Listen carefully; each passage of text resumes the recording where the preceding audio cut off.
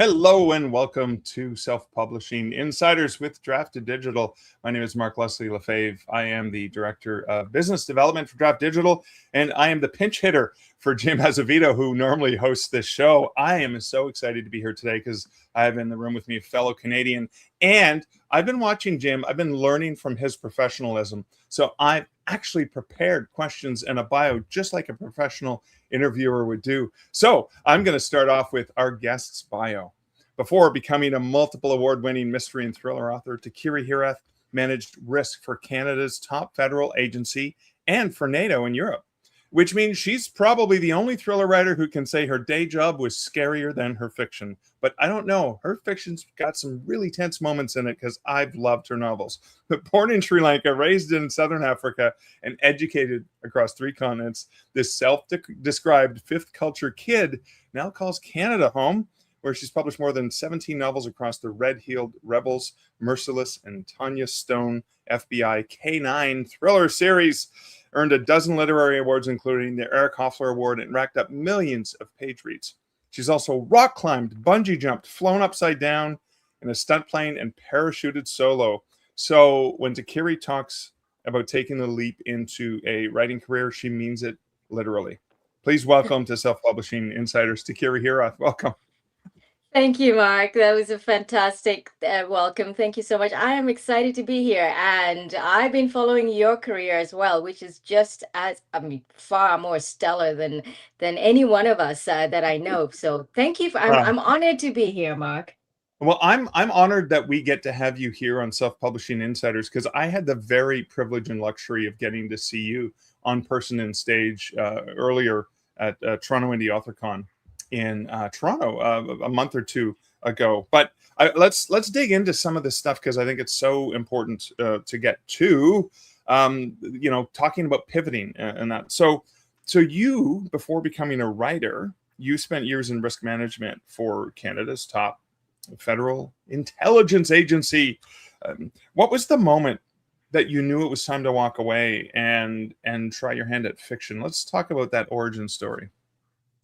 I loved my job. Actually, I worked for several departments for the in the federal government. Treasury Board. I don't know if you know, they're the purse holders of the Canadian. I mean, this is really the biggest. Our bosses, and Department of National Defense.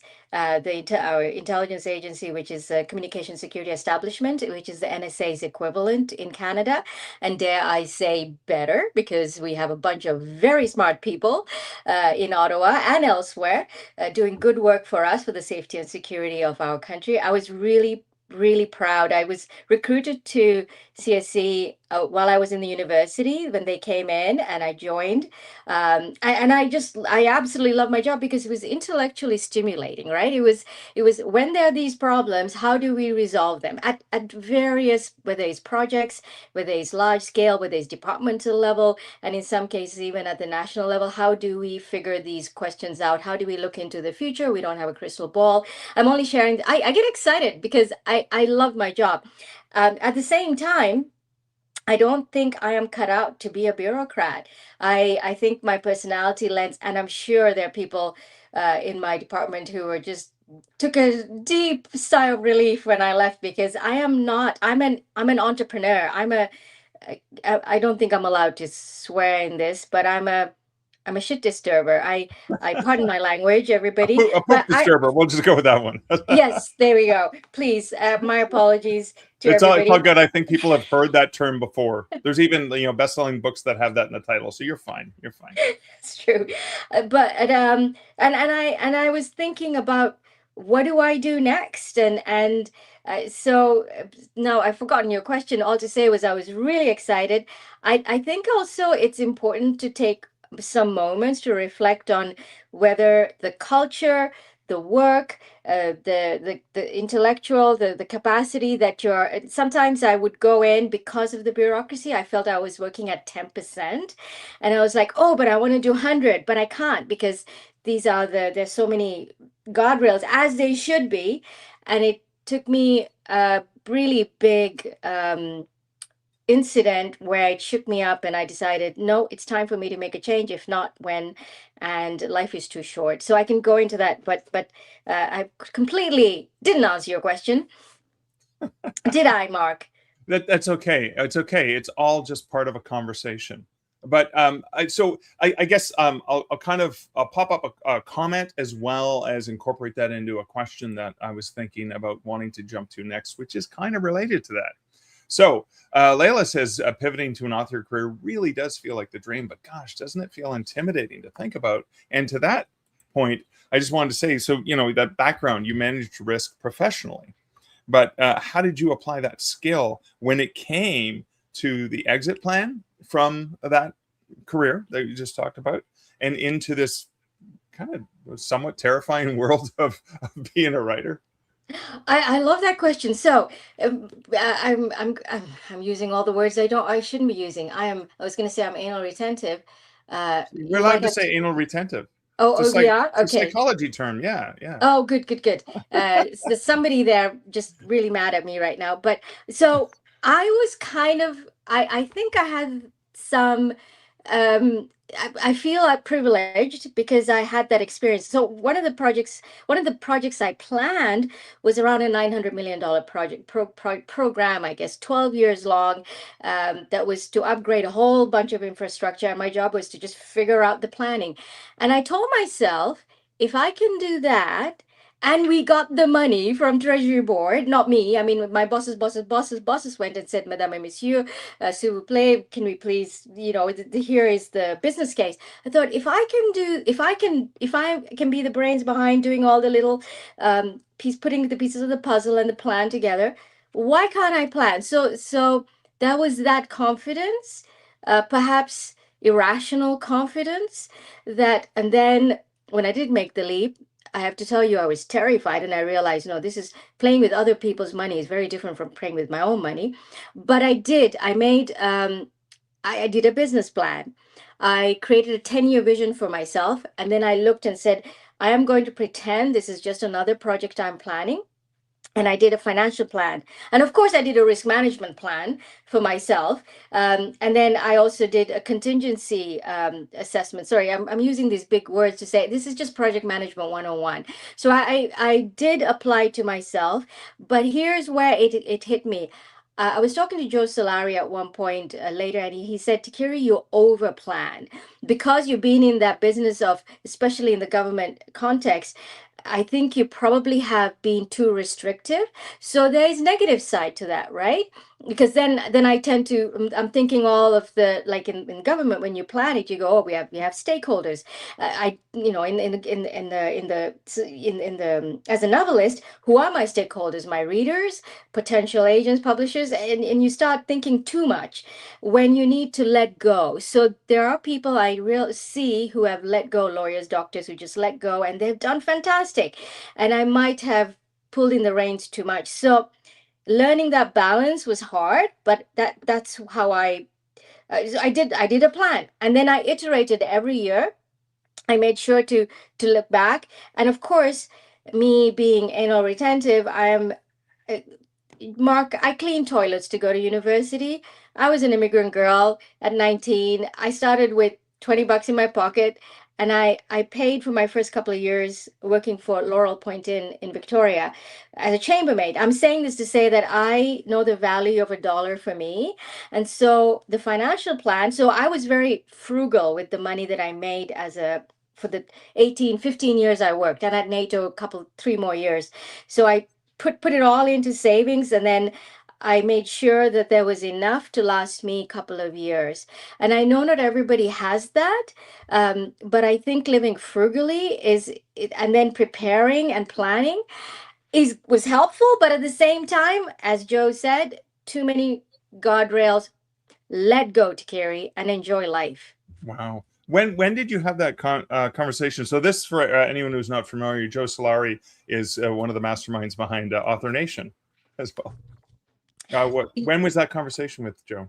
That was more recent. It was only a few, Okay. just around COVID. So he was looking back at where I left Right. the government in 2017. So he was looking back at Gotcha. my Okay. planning because I needed someone to give me the big third eye. And he actually said, Right. "You need to talk to Mark." So I wanna dig into that. So I love how you planned, and there's a comment from and we got anyone who's worked with Alyssa can vouch, and this is a great asset to have on our team. Is Alyssa says, "No, I'm team over planning." There's no way around it, and that's a fantastic thing because I'm on the opposite side of the spectrum. Normally, I'm kind of like that blue sky kind of visionary. Let's just last minute everything, and it's so far it seems to have worked for me and hasn't messed up other people too much. Just ask some of my co-authors what it was like almost dying working with me. But so when you did this plan, you had this you had the guardrails, you had all the things in place. What were there surprises? I know you probably expected that it's going to take a while to earn money because not most authors don't earn much money from their writing. So what was it that were there surprises when you came into that place, that space? That's a super excellent and really intelligent question. Yes, there was one huge surprise, and a huge mistake I made at the beginning. And I think the biggest lesson I'm learning, Mark, and I'm still learning, and I'm going to learn until I die, and I will make mistakes. But the biggest mistake I made was listening to the wrong people. And when I started, I thought, okay, I have 1 year. 1 year, I'm just going to play.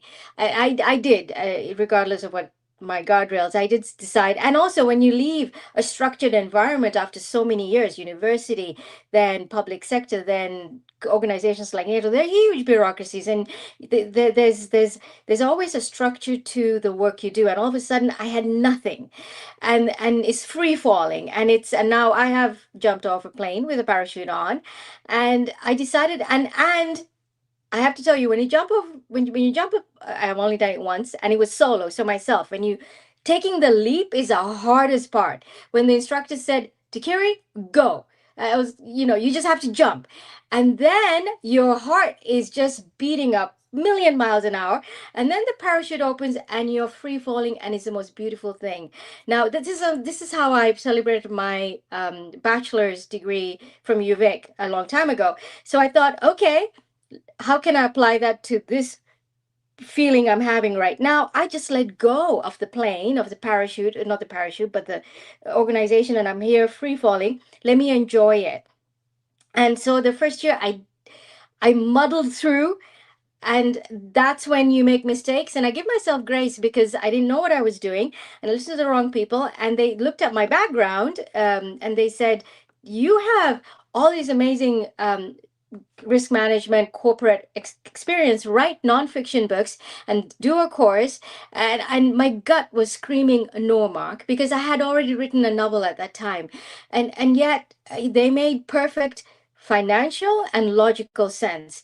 So I spent the next 2 years doing what I thought these two mentors, is people who've been in the publishing world for a while, did. I wrote 4 books. I tried to start courses, but my mind wasn't in it, my heart wasn't in it, and I didn't enjoy. And then I realized I wrote those 4 nonfiction books about pivoting. They're actually about pivoting, career planning. For me, they were to help me. So in a way, it wasn't wasted, but 2 years I just let go, and then I decided this is not working. I was losing money. My savings was just going down uh, like like somebody falling off a plane, and it was scary. So I thought, no, I'm just gonna, if I'm gonna fail, I'm gonna fail uh, like the samurai. You die on your own sword. So I decided I'm just gonna write my novels and see how it goes. And as soon as I wrote the novel, continued the series, put them out there, suddenly things started going up. Isn't that funny? Yeah, it is amazing actually how that worked for you. It's also I find it fascinating the pivot that you did within writing itself. So you went from the Red-Heeled Rebels, right? You went from that, you went to the Merciless Murder, and then to the Tanya Stone. So the stuff I've read is the Tanya Stone, the Canine, Yeah. the FBI Canine series, because it's got the best of all possible worlds. But how did you recognize when it was time to do the pivoting within the writing itself? So I kept detailed. This is somebody said they were over planner, team planner. This actually helped me because I did keep, I did, I couldn't help but think of everything I do as project management, financial management. So I kept my spreadsheets. I love my spreadsheets, and I tracked sales. I tracked read through, and I realized the first series they won a bunch of awards, and like Eric Hoffer's foundation sent me a letter saying thank you for showing, shining a light on an issue that needs to be. And this is, I was thinking, this is why I quit my job, because now I'm doing work I love to do. And I remember getting letters from some readers, from beta readers, or some one was from a Texan. I think it was a corporal who was in Afghanistan. He wrote to me, and I just sat at my kitchen table crying at the same time winning that award. And I'm thinking, oh, this is amazing. The spreadsheet showed me what the critics love ain't what the markets love. So I had to make a decision on, I have to also look at my savings, and I decided what is it that I love to write, that is still in that genre, but that will actually appeal to a greater audience. And maybe I won't get awards for these. Maybe I won't get a letter from a corporal somewhere crying saying, I needed this. This was cathartic. I saw these issues. These are social issues to talk about. I did that. I wrote 6 books of what my fire in my belly, from having grown up around the world. I grew up across 4 continents. So I did that, and I thought, okay, the fire in my belly, I've satisfied it. This is why I quit my job. Now let me look at this as a serious business and track those numbers, and then and do the research, market research, and pivot. So I pivoted to the private detective series, and then I realized there's even a better pivot. Put an FBI female agent. Now, and also the cool thing is this is all within my milieu of experience, having grown up in the defense. I didn't, the I'm probably going to piss off people. There is a hierarchy, right? So the federal defense intelligence, as far as I'm concerned, is totally biased. It's right to the top.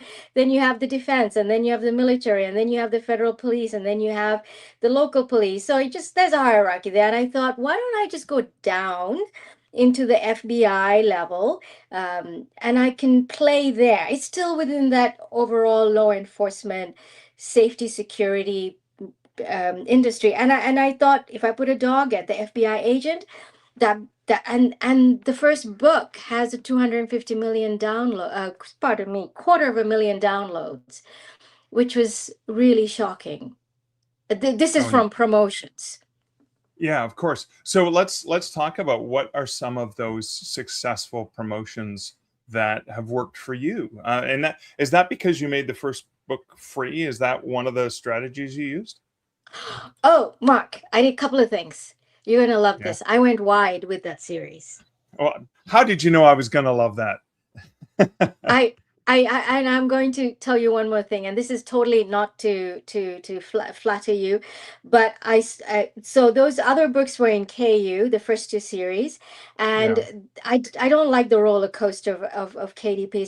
I'm not built for that. I work for government. I'm all stable, Right. and if there are big issues, it's long term. So I thought, where can I get that? I need to diversify.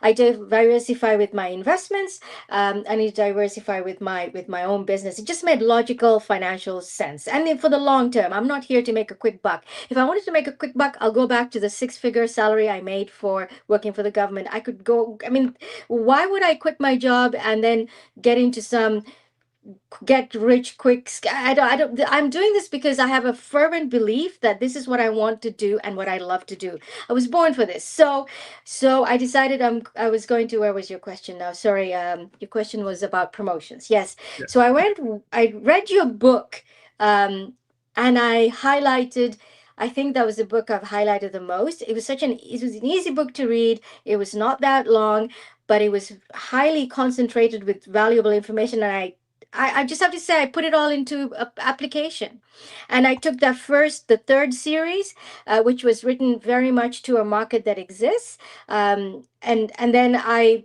made sure to follow your do one store at a time, one retail at a time, make connections, say hello, introduce myself, if even if it's virtual. When Julie in Barnes and Noble had one-on-one, she had some she invited authors to conversations and stuff like that. I went in there, and sometimes there were just three of us, and I'm sitting here going, we get a chance to speak to the representative of Barnes and Noble, and there are only three of us. And there I make a relationship. And then when I see promotions in these different retailers, like you recommend, Mark, I went, I apply, and I've also learned to take no as just another step to a yes, closer to yes. So BookBub especially, they'll say no, no, no, no, but they give me at least once in a while. They've actually been very generous to me. So BookBub has been great, Kobo has been great, Barnes and Noble has been great, Apple's been. I mean, and I've just realized that if using also the networking I did for the government, where you get up, shake hands, you meet people, apply that to my book business. So it wasn't a stretch, Right. except to learn the mechanics of the retailers and publishing industry. That's where your book came. It was really valuable, Mark. And I'm not trying to flatter you. I'm seriously, if I hadn't read that book, I think I would have struggled more, and this would have taken longer. Yeah, and it's not an advertisement, but Wide for the Win is available on all retail platforms as well as through your local library. So I'm glad to find that you found out, because I use Draft to Digital to publish it.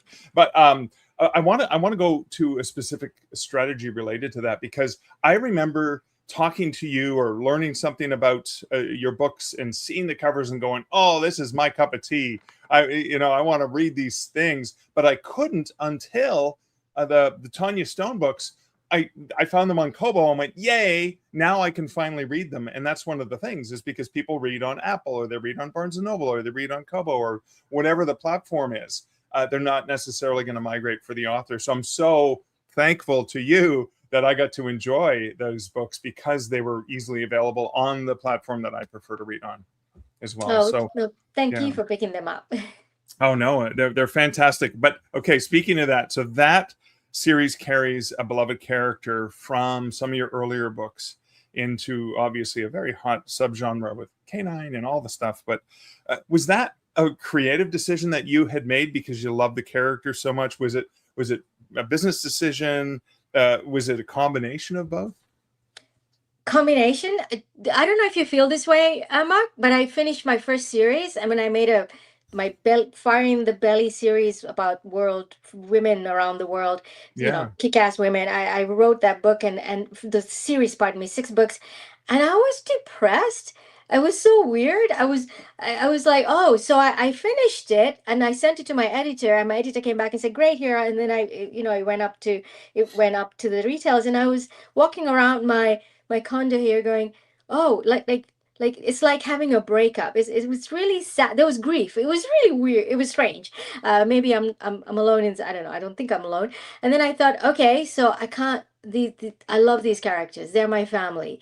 How can I, and so I put them into the next series, a private investigator series, written to a private investigator, like there is a market out there. The first series was very fuzzy. Second one had a market, so I thought, why don't I take them, grow them, and at that time, I met a documentary producer, and I was having a conversation with her, and she said, America is the biggest market. So if you're going to bring them over, that's where you need to bring them over. So I thought, small town USA, why don't I bring them over and have them escape those bad situations they were in, and they're starting a new life as a group.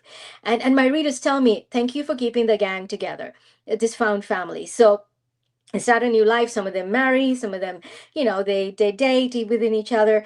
There's no romance, but there's a family, a bunch of friends. And then from there, I took, this is funny, Mark, not only the market research, the logical part of me said FBI canine, And on when I was writing those 12 first books in the first two series, there's one character that stood up to me. And this is going to sound really weird, but she actually was like in my brain saying, I want to do this. Tanya Stone is Tatiana Shevchenko. She's Ukrainian origin. I created her way before the Ukrainian war, but she's this tall woman. She's a badass Amazonian woman who doesn't take crap from anybody, and she's gone through a lot in life. And she's gone through, and she kept and maybe it's, I don't know. She's the kind of woman I look up to. She's the kind of woman who represents the women in intelligence and military and at NATO. I worked in a very beautiful Brussels in the headquarters, doing analyst work. But the people out on the field, the people with the point, we call them pointy sticks out in whether it's Serbia, but Bosnia, whether it was in Afghanistan, wherever NATO was at that time. At that time, Russia was bombing Chechnya. We won't get into that, but the people in the fields, the women in the fields, she represented that. And she kept talking to me, and it sounds so weird, characters talking to authors. Maybe, I don't know, it sounds bizarre, but and I thought I have to bring her up. She's my anchor character, and she's the one I've been following. And even though I have all these other characters I love to write about, and so I made her the FBI agent with all these flaws. And you know how they say you have to create a flawed past, and I was like, well, she's got everything that the market wants. Sorry, I'm taking so much time to answer your questions, but it was both. No, please don't Heart, apologize. heart, I'm here to heart, no, heart and brain. Sorry, I'm done. No, don't apologize. This is all fantastic. I want to pop up some comments from people related to what you were just talking about. So Angela says, I'm much closer to the people I invent than anyone else, which I think is something that happens to writers. And Layla says, we don't talk enough about the emotional relationship that we have with books. I've absolutely felt broken up by a book, and leaving a character feels bittersweet. And I think that can apply for readers and for writers too, right? I'm so glad I'm not alone, Mark. You don't want to talk about these things too much, lest people think you're nuts. And especially when, I grew up my adult life was all straight-laced. You wear a black suit, navy suit, put your hair up and pearls. You don't talk about this Oh fluffy yeah. stuff.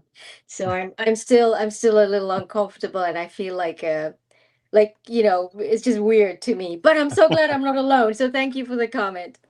But I also want to comment on. So I was thinking about those female friends that are there's a genre that's not thriller that's female friends, although it can cross over. So you have the combination of that relationship based, like really close friends. You have the combination of the federal agent. You have that really tough. I remember, I think V.I. Warshawski was one of the first detectives I remember reading about, where it's like a really strong, dominant female character. And then you've added in the canine. So it almost feels like you've taken all of these elements of things you're passionate about and merged them together. Yes, and my readers help me. So the canine, I love animals. I'm vegan, which means I super love animals. I'm a big fan. When I die, everything goes to animals. But the reason I wanted to, and I had a German Shepherd dog in one of the countries I lived in for a very short time, and we had to leave him behind with another family. It was heartbroken. It was a black German Shepherd mix, and I've been thinking about him for a while, and I was like, I need to bring him in. And I asked my readers, what breed did you want? So I do surveys. I do surveys when readers they read the back of my book, and then they get a free story or a bonus, or a little story that's adjacent to the book they've read. And then they get onto my readers list, and then they go through an introductory welcoming survey. And then once they get into, every week I send them notes. I might send them a survey about the book I'm writing. I always do, actually. And one of the surveys is, what kind of breed of dog did you want, and what name would you like for a dog that will become a canine? I had more replies to that email than anywhere. And within like seconds, I got hundreds of replies back. And then when I chose the name, I got more hundreds of replies, some very angry because I didn't choose their name. I chose Max, which they said Max is too generic. How could you do that? You could have created a cool exotic name. And then some of them said Max is perfect. Max is a perfect name for a canine dog, German Shepherd. So my readers helped to build this character, which allows them to feel like they're part of the story that's building. And then what I did was in my new series, I brought Max, and Max, of course, is part of the family now, right? And I'm deciding whether I should give him a girlfriend or not, and which is kind of fun, which is hilarious. Max is the name of a good puppy, Lexi says as well. So I love that. That's sort of a really fascinating engagement, because here's the thing is we live in a digital world where there's a lot of writers who have a ton of money to drop $100,000 a month into Amazon ads, and hey, I made $110,000, but it cost me $100,000 to do it. But I mean, that in a digital world, in a digital slushy world where sometimes it's people with the biggest pocketbooks that make the most bang, you're going back to relationships, collaborations, even with your readers. Is that an ongoing thing that you tend to have that interactivity with them? Yes, indeed. Absolutely. And even more so now, given that the market is flooding with books by AI, and just companies that are writing a bunch of AI books. And I thought, I'm going the other way. I Right. don't chase trends. I never have. And I want to, and I always go back. My question I ask myself is, why did I quit one of the most solid, stable, high-paying jobs? Why did I do that? Um, it's because I want to do work I love. It's because I want to surround myself with people who I enjoy surrounding myself. That includes readers, that includes the people. So I made a conscious decision at the beginning. What kind of readers do I want to attract? I did that because I joined a lot of Clubhouse author groups, Facebook groups of authors, and I hear a lot of people talking about readers. Oh, readers do this, readers that do these readers are stalking, these readers are very angry, these readers do, and I was thinking, my readers are none of that. Because I made a conscious decision. Who do I want my readers to be? I want them to be smart. I want them to be respectful. I want them to be the ones who read Agatha Christie, but they want a little more hardcore from a procedural policing point of view, and have more thriller, action, more blood and guts, of course. This is not sweet Agatha Christie books, but and with the theme of social, where am I going with this?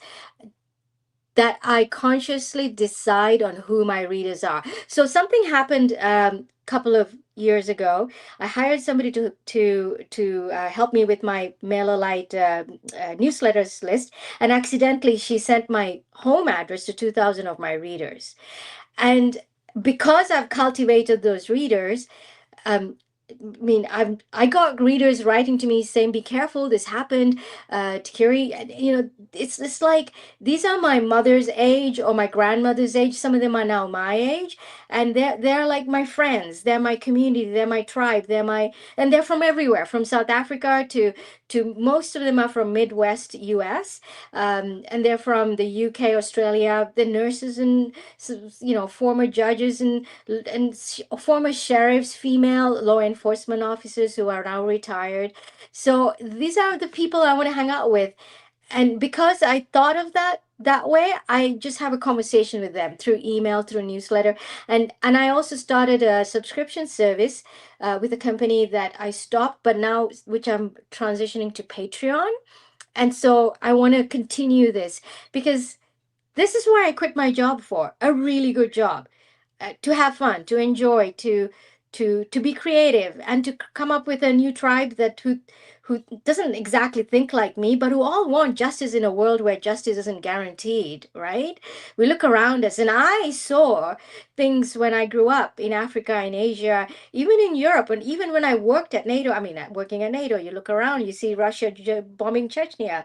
And anyway, the point is, justice is never guaranteed. So what if at least for a short while we can escape it? But anyway, I'm done. I tend to go on. I love that. That makes my job so much easier, getting you to talk about some really cool things. So I'm going to pop up this question that just showed up from Layla. It says, so if somebody's considering a career pivot to writing, what are the steps that you think that they should take in order to prepare for that move? I think everyone's situation is different, so I probably shouldn't be giving anyone advice other than share what I did. Okay. Um, I think, and again, don't go as far as I did, but I think it's really important to have a plan, um, because when you free fall from that plane and you start flailing, that it's only 5 seconds. By the way, when you jump from a plane, you're supposed to count five 1,000, 4 1,000, 2. That short. That's just 5 seconds, and then the parachute opens up automatically. If you don't have a plan, the 5 seconds becomes Hmm. a minute, and it could end in disastrous consequences. But what if we to keep that free fall short, so your parachute opens up? This is an analogy I'm trying to, probably messing up like badly, but to keep that free fall short, I think it's best to have a plan. And to me, the best plan is not just to say, okay, here's a little bit of money I've set aside, but I think is to set up, well, if you're going to change your career, why the heck are you changing it? What do you want to do? We have such a short life, Mark. We don't realize this. We think we live like we are immortal, yet we're not. So why are you changing careers? Ask yourself that. I had a very good reason, and I can get into that story if you'd like, for making that huge pivot 180 degrees. But why are you changing the career? Write that down. And then what kind of a vision does that give you? Where do you want to be in 10 years? Now, I used to go to senior management and I say, because the Japanese planned for 10 years. That's how they got out of the war. Germans did too, the Second World War. They plan. The Asians are very good at long-term planning. So I would go to the when I did risk management, and they just laughed me out of the room, Mark. They'd say, Tikiri, are you crazy? Nobody does 10. We do 4-year election cycles. If you're in the private sector, we do a quarterly plans. Go away. We're not Japanese. But anyway, I still hold on to that. Where do you want to be in 100 years? Well, if you're in the government, it's 100 years. But if for yourself, 10 years, 20 years, where do you want to see? I have a plan. I want to know. I told myself, what do I want in my tombstone? I quit this amazing career trajectory. What do I want on my tombstone? Why did I do it? And then I told myself what I wanted, and then I created a plan, a 10-year vision. It's fuzzy, but then from there I created a 5-year vision. Said what will get me to that, and then I did a whole bunch of market research, and I failed because then I got sidetracked and did nonfiction books because I thought, oh, that's all. I second guessed myself. So big mistake. So I guess another thing is to trust your gut. Jeff Bezos says, use the data to make short-term decisions. Use your gut to make long-term decisions. Whether you like Jeff Bezos or not, I think that is probably wise advice. So that what you want on your tombstone, 10-year vision, 5-year vision, that should be where your gut wants to go. Why the heck are you doing this major life change? And then put your logical hat on, put your mathematical hat on, your research hat on, mad planning hat on. And if you don't feel comfortable, hire somebody to do that. Get a friend, and then start planning. Okay, for 5 years, if we want this outcome, what do we do? And I like to create buckets. So in project management, when I did my $900 million, we have a procurement plan, stakeholder plan, what in infrastructure plan, IT plan, people plan, and if you're in the private sector, profits plan. So for me, it was what is the market want? What kind of books do I read? The financial plan, the risk management plan, contingency plan. This is basic 101 business planning. So I went details into that. And then once I had that, this is why Joe Solari had told me to just let go. Once you've done the work, let go. I didn't. I was still fiddling with it. So then let go, and then implement it. Start doing the work. I think it's important I mean, it depends. Some people have spouses who support them. Some people have family. Some people have trust funds. I had absolutely nothing. I said goodbye to my wonderful husband. He's from Quebec. I said goodbye to him, and the reason I pivoted was there was a motorcycle accident. I can tell you later if you want, but it just shook me. It was like, oh my God, life is short. I'm saying goodbye to my work. Goodbye to my wonderful spouse, goodbye to Ontario, Quebec, moving to the West Coast, and then have the plan, financial plan, and at least for 2 years, and then start executing against it. And keeping in mind, even with the plan, I made huge mistakes. I spent a lot of money, tens and thousands of dollars. This is when I called Joe Solari and said, "What am I doing wrong?" And he said, you need to stop bleeding. You need to go back bleeding money. You need to go back and figure out what you really." And so I had to get back on track, and still I stand. So did I even answer that question, Mark? It doesn't matter. It's been riveting conversation. So I'm not even paying attention if you're answering the question. I'm just enjoying what you're saying. But you did tease us about that pivot, and you mentioned a motorcycle accident. Are you okay talking about that? Yes, no, I think I am, because it was life altering. My wonderful husband, one of the sweetest, nicest, wonderful, kindest people I know, he got into a motorcycle accident. We were just the two of us, double income. We were doing really well. He's an economist. I'm a risk manager. We both worked for the federal government. He was a diplomat in Europe. We had a wonderful life, beautiful property in Gatineau, Quebec, and uh, and then one day he had a motorcycle accident, and he was in the intensive care unit in the Gatineau hospital, and he was in an induced coma. And I remember sitting next to him in the hospital, thinking, I think that really shakes up your world, right? And remember the physician saying he may come back alive, he may come back as a and we might have to be in get a wheelchair. We don't know. Now, this is a 6 foot tall, big, hunky French Canadian. He just blew through all that. He got back, bought a new motorcycle, bought a sports car. He's fine. He's back. Um, it made me pause, and it made me ask myself, do I want to continue working in an environment where I don't feel I'm fulfilling my potential, or do I want to do something? If Stefan never came back, thank God he did. He's okay, and but if he didn't come back, like life just, he's a strapping big guy, healthy, and then the next minute he's in a coma. I mean, it's just your brain, just how does it even reconcile with what just happened? And then for someone to come and a physician to come and say he may not come out of this, and if it does, it's like your life will change drastically. um why am I telling you this? Is to say, it's the time when you sit back, you reflect, and you ask yourself, what do I want on my tombstone? What kind of lifestyle do I want to have?